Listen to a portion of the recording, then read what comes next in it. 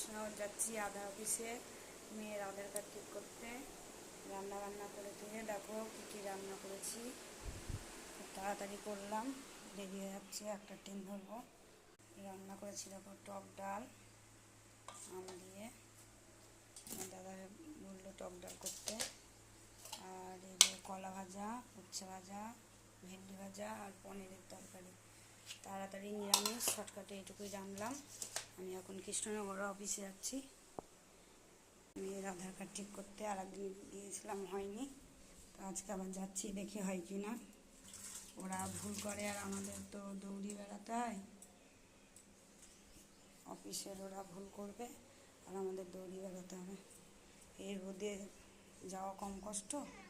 তো বন্ধুরা, আমি এখন তাহলে বেরোই, দেরি হয়ে গেল, ট্রেন পাবো না, আরও দেরি হলো।